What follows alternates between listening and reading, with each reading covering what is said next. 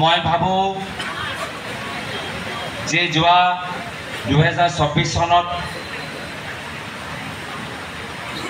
যোৰহাট লোকসভা সমষ্টি অন্তৰ্গত নিৰ্বাচনত ৰাইজৰ জয় হৈছে। এই জয় মোৰ ব্যক্তিগত জয় নহয়, এই জয় মাত্ৰ মই অকলে লাভ কৰিবলৈ সক্ষম হোৱা নাই।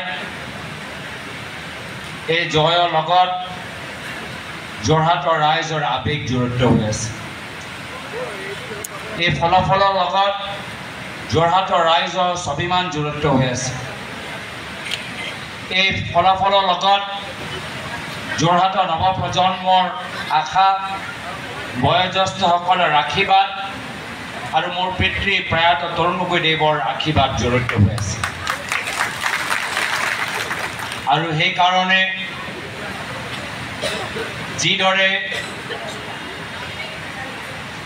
আপোনালোকে মোক নিৰ্বাচনৰ সময়ত সহায় কৰিলে,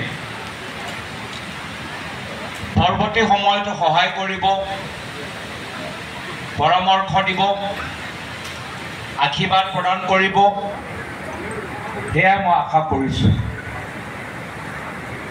কৰিবলগীয়া কাম ঢেৰ আছে, কিন্তু কোনো এজন ব্যক্তি অকলে কৰিব নোৱাৰে। সমস্যা ঢেৰ আছে, কিন্তু যদি মই ভাবোঁ যে গোটেইবোৰ সমস্যা মই অকলে কাকো নুসুধাকৈ, কাৰো লগত আলোচনা নকৰাকৈ মই সমাধান কৰিব পাৰিম, তেতিয়া মোৰ ভুল হ'ব। তেতিয়া মোৰ দেহত অহংকাৰৰ বেমাৰী সোমোৱা এটা প্ৰমাণ আপোনালোকে দেখা পাব।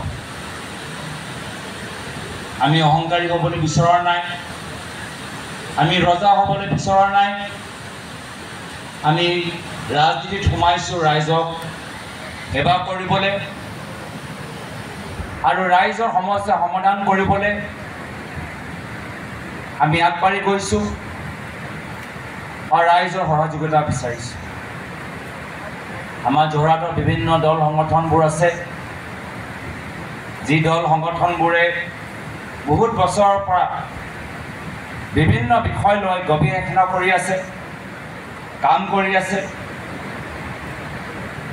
কিছু সংগঠন কৃষিৰ লগত জড়িত, কিছু সংগঠন সাহিত্যৰ লগত জড়িত, কিছু সংগঠন সংস্কৃতিৰ লগত জড়িত, খেলৰ লগত জড়িত, ৰেলৰ যোগাযোগৰ লগত জড়িত, ৰাস্তা নিৰ্মাণ উন্নয়নৰ লগত জড়িত। তো মোতকৈ বেছি ভালদৰে এই বিভিন্ন কথাবোৰ আপোনালোকেহে জানে। মোৰ চেষ্টা থাকিব যে পৰৱৰ্তী সময়ত এটা এটাকৈ যিমানবোৰ দল সংগঠন আজি ইয়াত আহিছে, আপোনালোকক আমি গ্ৰুপ বাই গ্ৰুপ বহি আপোনালোকৰ পৰামৰ্শ ল'ম। আপোনালোকে ক'ত সুবিধা পাইছে,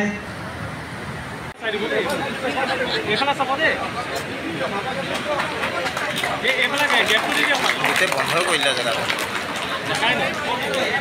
চাইড অকণ নিদিব।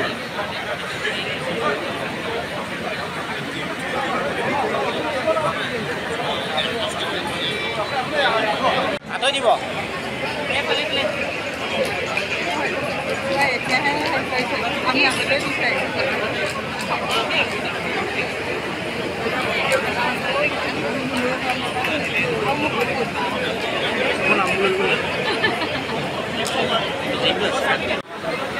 বিশেষ অনুৰোধ যোৰহাটৰ পথছোৱা খালী কৰি দিবৰ বাবে দিলীপ